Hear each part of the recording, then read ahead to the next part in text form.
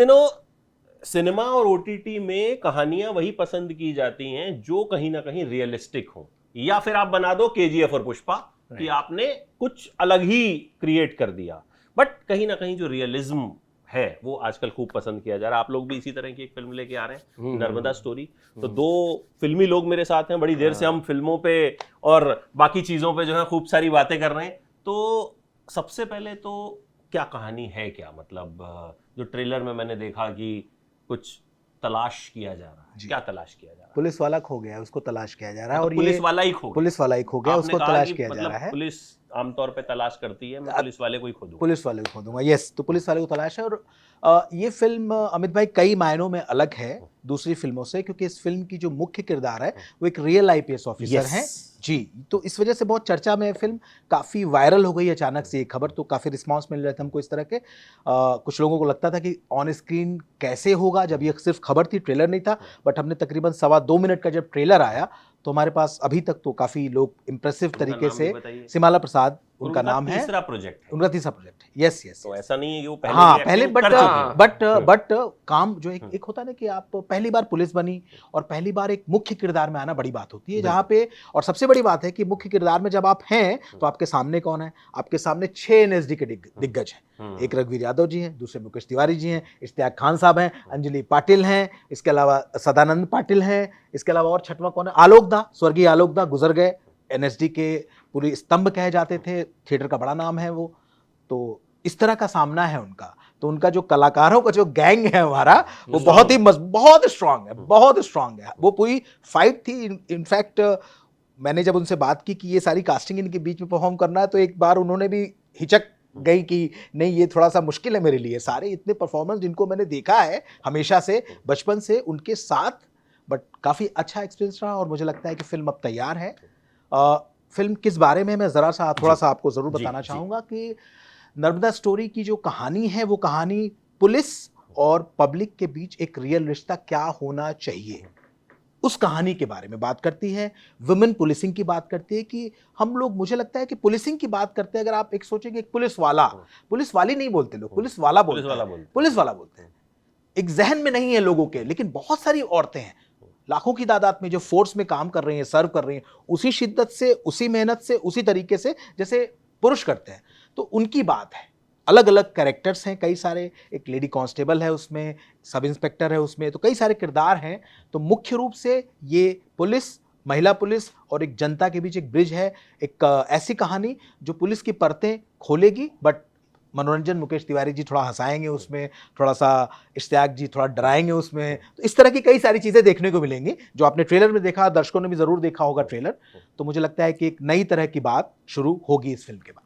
इश्तियाक भाई, 6 में से एक दिग्गज आप हैं, तो मुझे तो पता चला आप आ रहे हैं, तो मैं बड़ा खुश हुआ, क्योंकि एक्टर्स का इंटरव्यू करने को कम मिलता है, अरे स्टार्स ज्यादा आते हैं। जी जी जी जी शुक्रिया, आपने मुझे एक्टर समझा। नहीं, एक्टर तो आप खुद को भी समझते होंगे, मतलब ये, क्योंकि बस इच्छा होती दूसरे भी समझे तो ज्यादा खुशी होती है। एक्टर तो आपको सब समझते हैं। तो इसमें ट्रांसजेंडर बने हैं आप जी। तो ये क्या नाम है, क्या रोल रहेगा, क्या किरदार रहेगा? मतलब इंटरेस्टिंग एक तो होता है कि ट्रांसजेंडर, जब मुझे याद है सड़क फिल्म आई थी, सदाशिव अमरापुर साहब, पहली बार जो है वो उस तरह का किरदार हमने देखा था पहली बार पर्दे पे कि हाँ यार ऐसा भी कुछ हो सकता है। तो यहाँ पर क्या इंस्पिरेशन रही और क्या कुछ ये किरदार करेगा? ये किरदार सिर्फ नेगेटिव नहीं है, इसकी अपनी जर्नी है कि क्यों नेगेटिविटी के पीछे भागा है, ये क्यों लोगों को परेशान कर रहा है या किसी भी प्रकार की उसकी एक्टिविटीज़ है। तो उसकी अपनी एक कहानी है। अमूमन होता क्या है कि आप सिर्फ गुनाह देखते हैं और गुनहगार कैसे बना वो नहीं देखते।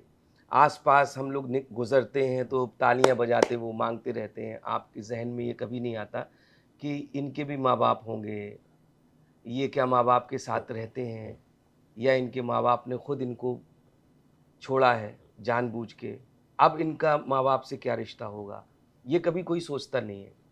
तो इस किरदार की खूबसूरती ये है कि वो है विलेन, लेकिन उसके पीछे की कहानी बहुत ही ऐसी है कि जिनके घर में ऐसी चीज़ें होती होंगी, ऐसे लोग, हम तो लोग ही बोलते हैं कि ऐसे लोग पैदा होते होंगे उनको भी सोचने पे मजबूर होना पड़ेगा कि ये यार कहीं ना कहीं इसकी जिम्मेदारी इस व्यक्ति पे नहीं है, इसके जो समाज है, इसके जो माँ बाप हैं और माँ बाप के आसपास जो समाज है उसकी जिम्मेदारी ज़्यादा है।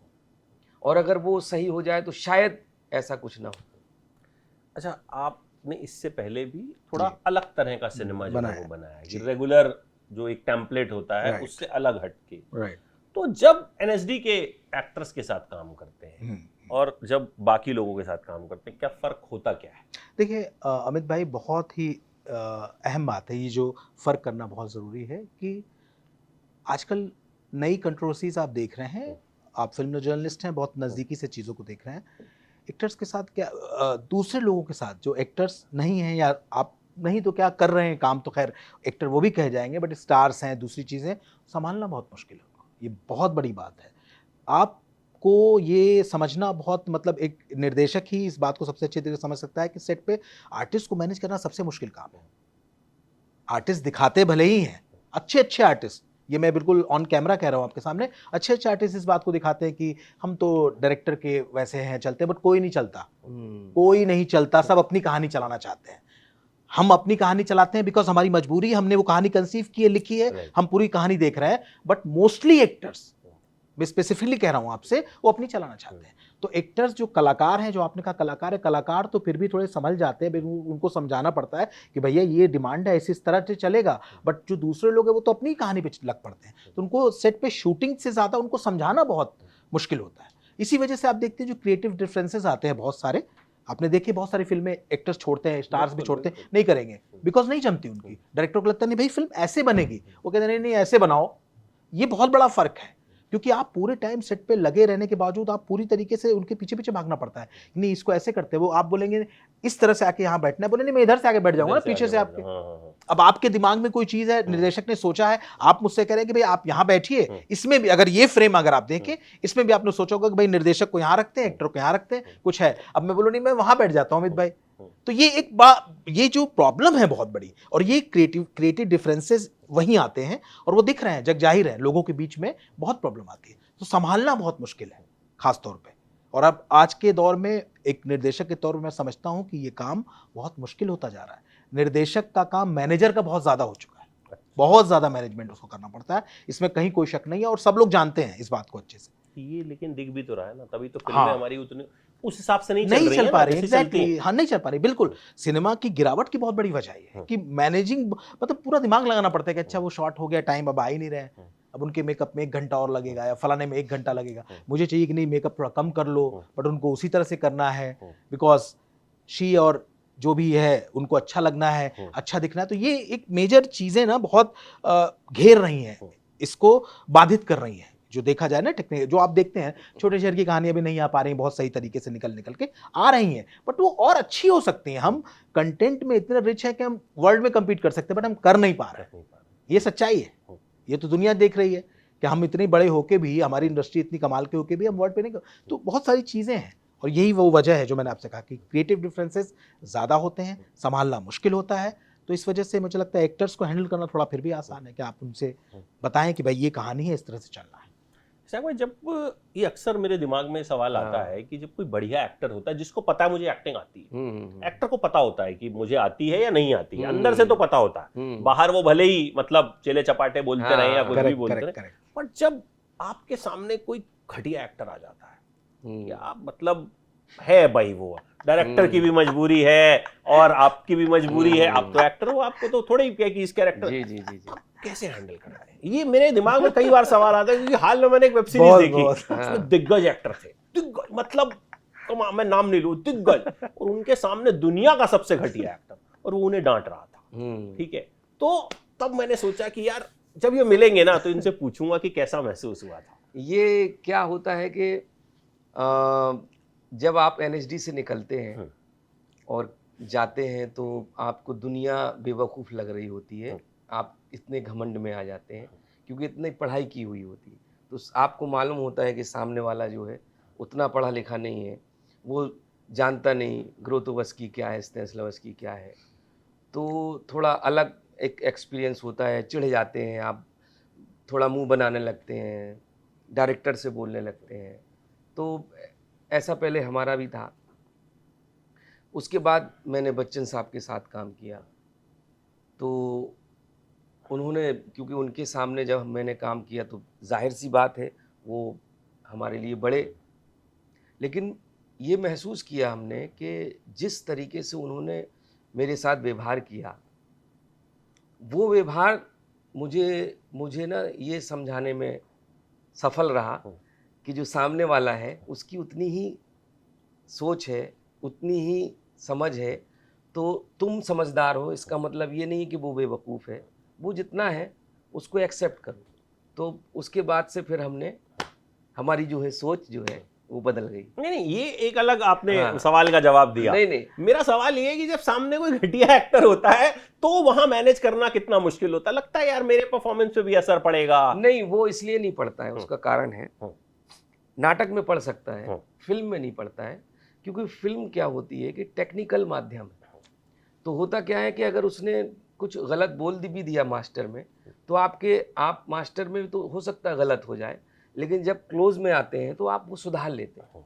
क्योंकि अक्सर क्या होता है कि वो है भी अगर सामने, तो जब डायलॉग बोलना होता है तो कभी कभी वो हट जाते हैं वो लोग, कोई असिस्टेंट डायरेक्टर ही उसका क्यों दे रहा होता है, वो और गंदा दे रहा होता है, उसको कॉमा नहीं मालूम होता है, कुछ वो एक साथ पढ़ता रहता है, उसके बावजूद भी आपको वही इंटेंसिटी के साथ और उतने ही भाव के साथ आपको जवाब देना होता है, तो उससे कुछ ज़्यादा फर्क नहीं पड़ता।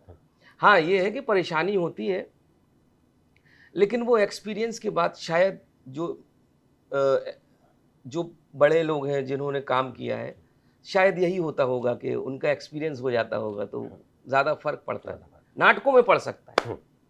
अच्छा, नर्मदा स्टोरी, एक तो आपने स्टोरी ही क्यों रखा? क्योंकि आजकल एक वो भी है कि कश्मीर फाइल्स, बंगाल फाइल्स, ये स्टोरी, ठीक है, तो क्या ये भी कोई ऐसी पोल खोल रही है फिल्म, या फिर कहानी आपने एक मुझे बेसिक समझाई कि भाई पुलिस वाले को ढूंढ रहे हैं, तो ये स्टोरी क्यों है? क्योंकि स्टोरी वर्ड समझते ही ना समझ में आता है कि नर्मदा के बारे में कोई पोल तो नहीं खोलने वाले, कुछ ऐसा तो नहीं करने वाले हैं, ठीक है, तो क्या ऐसा है? अमित भाई, बहुत टेक्निकल आपसे बताता हूँ बात। हालांकि मैं पिछला रेफरेंस लूंगा आपके सवाल का, सवाल आपका बहुत करेक्ट था। इन्होंने इश्तियाक भाई ने उसको खूबसूरती से घुमा दिया। हाँ, इन्होंने घुमा दिया। इन्होंने वो आपके एक्चुअल में, हाँ, यस यस, इन्होंने एक्चुअल में आपकी बात का जवाब दिया नहीं, सच्ची बात है, दोबारा दिया नहीं, यस यस। जबकि पहला होता है कि एक्टर्स जो जाते हैं पीछे की तरफ और कहते हैं, गाली दे के गंदी से बोलते हैं कि अरे किसको कास्ट कर लिया यार, इसके साथ ऊपर दिन लग जाएगा। हमने ईमानदारी, मैं बता रहा हूँ आपको जो बात, ठीक है, नहीं हम भी अपनी बात बता रहे हैं, खैर मजाक की बात है, कहना जरूरी है। वो बोलिए, आप बोलिए। जो दिल खोल के बात हो रही तो वो होती रहेगी, इसमें क्या करना है। तो सबसे पहले शिकायत होती किसको कास्ट कर लिया, कास्टिंग वाले गाली, इसको गाली, यार पूरा दिन लग जाएगा, बोल नहीं पा रहा, ये सब बातें आपको सुनने को मिलती हैं।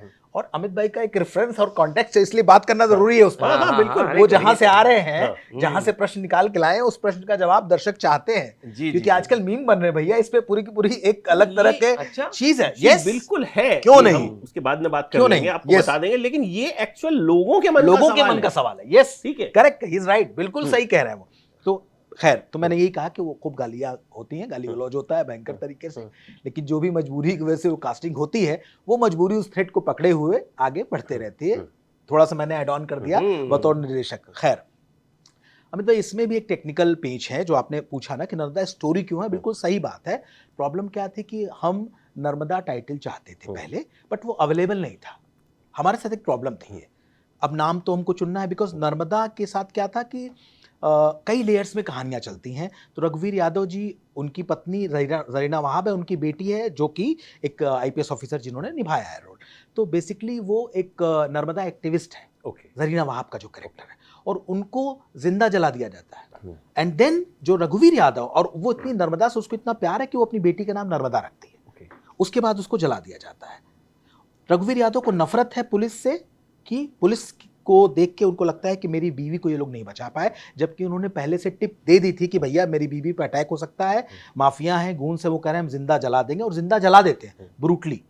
वो ये चाहते हैं कि, और वो चाहते हैं कि बेटी उनकी इस राह पे न चले, लेकिन वो चुनती है कि नहीं, उसको लगता है कि वर्दी बहुत कुछ सुधार सकती है। देन वो आती है और इंस्पेक्टर बनती है, और कैसे कनेक्शन आगे बनता है। तो सवाल का जवाब आपकी ये था कि स्टोरी ये कि तहों में बहुत सारी चीजें देखने को, बहुत ही लेयर्ड है कहानी, ऑनेस्टली बहुत लेयर्ड कहानी है। और एक बात मैं इसमें और जोड़ना चाहूंगा कि जो किरदार दिखने वाले हैं आपको, वो थोड़े फिल्मी नहीं दिखने वाले बहुत ज्यादा, ऑनेस्टली वो रियल दिखने वाले हैं। जैसा आपको ट्रांसजेंडर दिखता है ना, वैसा दिखने वाला है, वो एक्शन में वैसा लग रहा है। और अब सबसे ये बहुत इंपॉर्टेंट बात, जो भी कैरेक्टर्स, इवन पुलिस की डिटेलिंग, पुलिस वाले, दूसरी चीजें, वो एक नॉर्म्स को सेट करती हुई दिखेंगी। जैसे अश्विनी कालसेकर, जिन्होंने गोलमाल की, सिंघम की सारी फिल्में करती रहती हैं, आप जानते हैं। तो जब से उन्होंने फिल्म की, वो मुझे रोज फोन करके मोस्टली यही बोलती रहती हैं, यार मैंने इनको बोला, सारे अपने कास्ट का नाम लेके, कि भैया ये ट्रेलर देखो यार, ऐसा होना चाहिए पुलिस वाला, यार तुम लोग खाली जीप उड़ा रहे हो, गोली चला रहे हो, ऐसा कहीं होता है क्या, ऐसा कहीं दिखता है क्या? इस पिक्चर में जो जो हो रहा है वो दिखता है हमारे आसपास। तो वो बहुत इंपॉर्टेंट बात थी, इसको मैं एज ए कॉम्प्लीमेंट ही लूंगा। वो सीनियर एक्टर है, एक्टर भी समझता है। जैसे कई जगह पे सवाल हुए कि अपने पति मुरली शर्मा कितनी बार पुलिस बन चुके हैं। यस यस यस, वो ये उन्होंने नाम लेके बोला है। अच्छा, उन्होंने हमेशा बोला, याद आते ही पुलिस में दिखते हैं। मतलब यस, तो उन्होंने मुझसे यही बोला, नेता और पुलिस, पुलिस। तो उनका जो इमेज है वो बिल्कुल, मतलब आप, और साउथ की फिल्मों में तो वो इतना ज्यादा उन्होंने ये किरदार निभाया है बहुत ज्यादा। तो वो मुझे लगता है, तो नाम का जवाब ये था कि इंपॉर्टेंट बहुत है, बट वो स्टोरी का एक ट्रेंड चला है, तो आपका सवाल बिल्कुल वाजिब है। और नाम चूंकि उपलब्ध नहीं था उस तरह का, अब इसकी एक प्रक्रिया होती है नाम वाम की, तो वो सारी चीजें हैं। तो हमने कहा ठीक है, स्टोरीज ऐसा नहीं है कि नाम सिर्फ वैसा रखने से, इंटेंट हमारा है जो दिख रहा है दर्शकों को, जिस तरह की चीज हम लेके आ रहे हैं, तो ये है उसके पीछे की बात, नाम की और जो दूसरी बातें हैं उसकी। अच्छा इश्तियाक भाई, एक सवाल जो मैंने आपसे शुरू में कहा कि ट्रांसजेंडर हमारे दिमाग में सदाशिव अमरापुर साहब आते हैं। अक्सर जब एक्टर से ये सवाल पूछा जाता है कि रेफरेंस क्या था, ठीक है, तो वो बड़े गोलमाल जवाब होते हैं कि अरे नहीं, मैंने तो कोई रेफरेंस नहीं लिया था, मेरा कहीं ना कहीं सिनेमा हमारे अंदर बचपन से भरा जाता है, ठीक है। हमारे अब जैसे तुरंत हमारे दिमाग में सड़क आ गई, आपने जब ये किरदार प्ले किया, क्या वाकई में कोई रेफरेंस नहीं था दिमाग में कि मतलब यार कहीं उनके जैसा ना दिखूं, या कहीं वैसा ना कर दूं, या वैसा करना है? तो आपके लिए रेफरेंस पॉइंट हमारे या तैयारी क्या थी? हमारे इधर, हमारा जो शहर है, छोटा सा शहर है पन्ना, वहाँ दो लोग जो थे, वो उनका ही, वो दो लोग ही थे वो। और ऐसा नहीं कि वो चौराहे में खड़े होकर कुछ करते थे, गांव अपने जाते थे, जिनके घर में खुशियां हैं उनके घर से सामान लाते थे। तो उनमें से एक बुजुर्ग थे जो ये काम छोड़ चुके थे, लेकिन संडे के संडे हमारे घर आते थे वो। और हमारी अम्मी जो हैं, पिताजी नहीं थे, तो उनको मालूम था, तो वो सब्जियां लाते थे। तो हमारे इधर एक कुआं था, और कुएं के आसपास सारे किराएदार रहते थे, मतलब गरीब तबके के लोग जितने भी थे, और उन्हीं में से हम लोग भी थे। तो वो सबको बांटते थे आके, क्योंकि इतनी सब्जी उन दिनों फ्रिज का चलन नहीं था इतना, तो वो इतनी सब्जी बना नहीं सकते थे, तो वो बखरी में आके सबको बांट दिया करते थे। तो उनसे हमारी बात होती थी, क्योंकि वो ढोलक बजाते थे और हम तबला बजाया करते थे, और तो उनसे थोड़ा हमारा एक संबंध था इस टाइप का, कि वो बड़े अच्छे लगते थे हमें। आते थे वो सबको बांट के, वो चुपचाप चले जाते थे। अब को पता चला किसी के घर में खाना बना है उस वक्त, तो वो खाना खिला देते थे, या चाय बन रही है तो चाय पिला देते थे। इतना ही रिश्ता उनसे था। और वहीदा नाम था उनका, एक उनके जो बेटे बोलते थे उनको, वो पूरे शहर में होता। तो उनसे हमारा क्योंकि एक नाटक किया था हमने, और नाटक में वो किरदार था, तो हमने वो उनके साथ रह के उनको समझ के वो किया हुआ था। तो जब इन्होंने बताया कि ऐसा ऐसा किरदार है, ये है, तो ये चीज़ नहीं मालूम थी जो इन्होंने बाद में बताई, क्योंकि हम तो दूर से ही देखते थे ना उन लोगों को, और इन्होंने वो बहुत पास से लिखा हुआ कैरेक्टर है। पैदा होने से उसके जहन में छोड़ने तक का क्या असर होता है, वो सारी चीज़ें जो उनके रहन सहन में नहीं समझ में आती थी वहीदा और इन लोगों के इसमें, हमारे शहर में। क्योंकि वो लोग गाते बजाते थे, हमेशा ऐसे ही आए, कभी सामने वो अंदाज ही नहीं आया जो इन्होंने इस किरदार में दिया है उसको। बस वो पकड़ने के लिए थोड़ा हमें अपनी पढ़ाई का इस्तेमाल करना पड़ा, जो की है, और बस इतना ही। एक मुझे और परेश रावल साहब ने भी निभाया था तमन्ना फिल्म। हाँ, महेश भट्ट साहब की जो फिल्म थी, तो वो मुझे आपसे बात करते करते वो दिमाग में जो है वो कैरेक्टर भी जो है वो आया। अच्छा, क्योंकि आप बहुत खुल के अपनी बात रख रहे हैं, तो मैं आपसे सीधे सीधे अगर पूछूं, जी जी। फिल्में क्यों नहीं चल रही? हाँ, देखिए 2 चीज़ें हैं, बहुत ऑनेस्ट लवित भाई, बहुत ऑनेस्टली बताना चाहूँगा मैं। फ़िल्में ना चलने की सिर्फ़ ये वजह नहीं कि जेब में पैसा नहीं है, मैं इस बात को नहीं मानता। धुरंधर एक्सेप्शन है, और एक्सेप्शन है। धुरंधर में 3-3 साढ़े 3-3 हजार की टिकट जो टिकट है बिकी है, बिकी है, 4 एग्ज़ैक्टली, घंटे की फिल्म लोगों ने देखी एग्ज़ैक्टली, है। एग्ज़ैक्टली। तो आपके वो सारे थ्योरीज ध्वस्त हाँ, हो गए ध्वस्त हो गए, कि अटेंशन एग्ज़ैक्टली। स्पैन नहीं है, नहीं पैसा है, नहीं है, करेक्ट है, फलान करेक्ट है, ढिमकान, करेक्ट है, करेक्ट। लोगों ने रात में 12 बजे गए हैं देखने, गए सुबह आए देखने। हैं वापस, तो वो सब थ्योरीज उसने छोड़ दी। मुझे मुझे लगता है, अभी मैंने इसका भी एक नर्मदा स्टोरी से जोड़ के मैं जवाब देना चाहूँगा सिर्फ, Yes, yes, कि बिल्कुल। मोस्टली मैंने अभी इस नर्मदा स्टोरी का पोस्ट हमने किया चेन्नई में। जो इसका एडिटर है श्रीजीत सारंग, वो बहुत बड़ा एडिटर है, मलयालम का नंबर 1 एडिटर है। धनुष की फिल्म अभी आई थी कारा, और बहुत Yes, सारी फिल्में कारा सब उसने Netflix एडिट पे आई है की, अभी, सब yes, उसने yes, एडिट किया, सब उसने एडिट की, वही नर्मदा स्टोरी का एडिटर है। और सेतु श्रीराम ने फिल्म शूट की, जिन्होंने वांटेड शूट की है, ओ माय गॉड शूट की है, वो सेतु श्रीराम थे। तो मैं काफ़ी दिन मैंने गुजारे एडिट के दौरान, बहुत सारी चीज़ें। बहुत सिंप्लिसिटी है वहाँ के कलाकारों में, टेक्नीशियंस में, बहुत प्यार से काम करते हैं वो, बिल्कुल हड़बड़ी नहीं, कोई शोशेबाजी नहीं। बड़े से बड़ा आदमी भी जिससे आपको मिल के लगेगा वो इतनी बड़ी फिल्म में फलानी चीज़ इसने की है, वो भी आपसे ऐसे मिल के निकल जाएगा कि कोई मतलब नहीं है, आराम से। सो प्रॉब्लम इज दैट सबसे बड़ी, और मलयालम फिल्मों में खास तौर पे या उधर की इंडस्ट्री में कनेक्ट बहुत मजबूत है, और वो गहरा होता जा रहा है वहाँ पे धीरे धीरे। उनका कनेक्ट गहरा होता जा रहा है, हमारा कमज़ोर होता जा रहा है। तो मुझे लगता है जो कनेक्शन की कमी है, सबसे ज़्यादा नुकसान उसकी वजह से हो रहा है, उसकी वजह से हो रहा है, एक चीज़। दूसरी सबसे बड़ी बात क्या है, प्रॉब्लम क्या है कि ओटीटी के आने से भी सिनेमा पे इसलिए भी फ़र्क पड़ा है क्योंकि जिस तरह की चीज़ आप सिनेमा में दिखा रहे हो वही चीज़ ओटीटी भी मौजूद है, ऑलमोस्ट वही चीज़ मौजूद है, वही क्राइम। आपने कहा ना 6 सीरियल किलर यहाँ भी घूम रहे हैं, 6 सीरियल किलर, हाँ तो 2 सीरियल घूमते हैं, और हर हफ्ते 1-2 सीरियल किलर स्क्रीन पे घूम रहे हैं। क्यों देखेगा कोई?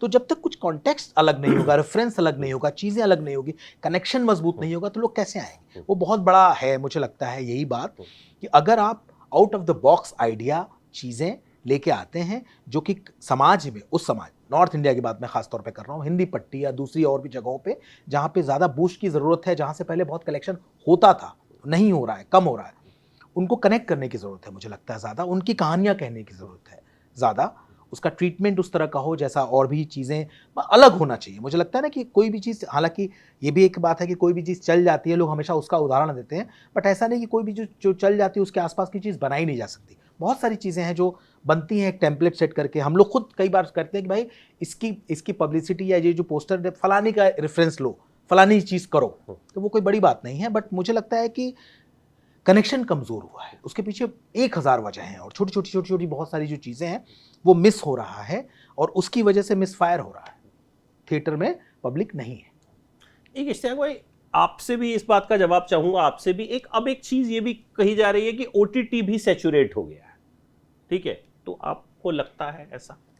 हाँ, क्योंकि वही क्राइम जहाँ हर हफ्ते 4-5 जो है खलनायक घूमते हैं, है ना, तो इस कारण से हो गया है।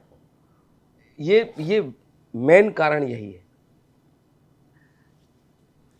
आप अगर नेटफ्लिक्स की कोई स्टोरी उठा लें, मतलब कोई भी चीज़ देखें और अमेज़ोन में कुछ देखें, अगर आपने 20 से कुछ देखा है तो आपको एक सही लगेगा सब, क्योंकि पुलिस ढूंढ रही होगी, है ना, क्राइम हो चुका होगा या क्राइम होने वाला होगा, है ना। तो बहुत कम सीरीज़ ऐसी आ रही हैं जो कुछ नया लेके आ रही हैं। इस कारण से भी लोग जो हैं देखना पसंद नहीं कर रहे हैं, या देख भी रहे हैं तो 1-2 एपिसोड देखते हैं। इसीलिए अभी क्या हो रहा है कि जितनी जल्दी 10-15 मिनट के अंदर लोगों को अट्रैक्ट कर लो, इस पे अब नज़र आ गई है लोगों की। और फिर ये भी हो रहा है कि लोग, जो नीचे बात चल रही थी कि इंसान बैठ के एंटरटेनमेंट की सारी चीज़ें देख रहा है, मोबाइल में है उसके पास सब कुछ, सोशल मीडिया पे है, सोशल मीडिया पे है, और अलग अलग लोग हैं, अलग अलग तरीके से काम कर रहे हैं। तो हो यही रहा है कि वो जब देखते हैं, कि इतना देखने के बाद शाम को जब पहुंचते हैं घर तो सोचते कुछ देखें, फिर वो उसमें वही चल रहा होता है। तो इसलिए भी लोग कहते हैं कि नहीं, अब नहीं देखना है। कभी कभी आपने देखा होगा कि कुछ कॉमेडी आती है तो बड़ा हिट हो जाती है, वो हल्की फुल्की भी आए तो मज़ा आता है लोगों को, और वो पूरे हिंदुस्तान में देखा जाता है। तो उसका कारण यही है कि कॉमेडी को सीरियस नहीं लेते लोग, सीरियसली लेना चाहिए what is a comedy. Serious business. हाँ, आप क्या कहेंगे ओटीटी के सैचुरेशन पे जो आजकल देखिए, एक बात कही जा रही है? जी जी अमित भाई, कई सवालों का जवाब तो आपने हमारी बातचीत में भी मिला बहुत ज़्यादा। एक चीज़ समझने की ज़रूरत है, मुझे लगता है कि कोई भी मीडियम एक वक्त के बाद थोड़ा सा सेचुरेशन उसमें आता है। ये भी एक बात को समझने की ज़रूरत है। एक संक्रमण काल आता है कि कैसे होगा, कैसे चलेगा, इसके बाद वो रास्ता निकलेगा। बिकॉज देखिए ओटीटी है बहुत पावरफुल, आपके हाथ में नेटफ्लिक्स है, आपके हाथ में अमेजन है, बहुत बड़ी बात है, छोटी बात नहीं, ये बड़ी क्रांति है, बड़ी चीज़ है अपने आप में। सो मुझे लगता है कि हो सकता है, और ऐसा है कि कंटेंट वाइज ही प्रॉब्लम सिर्फ कंटेंट की, और कुछ और कोई प्रॉब्लम तो है नहीं। बिकॉज क्या है, वही 6 ड्रामा है, उसमें से आदमी के पास टाइम कम है, ऑफिस भी जाना है या दुकान भी खोलनी है, जो भी करना है। अब वो 6 सीरीज आ गई, 6 सीरियल क्लियर है, अब किसको देखे, वो सबको देखना भी मुश्किल है उसके लिए, क्योंकि अगले हफ्ते फिर 6 आ जाएंगे। तो उसके ऊपर प्रॉब्लम है कि वो बढ़ता जाएगा, तो उसको देखना है 2, वो चूज़ करना है। तो मुझे लगता है कि स्मार्टली कंटेंट को, जो नए तरह का कंटेंट है, जो ज़रूरत है, थोड़ा सा समझ के, वो एक दौर बदलेगा। अभी हो सकता है साल भर 2 साल तक और चले।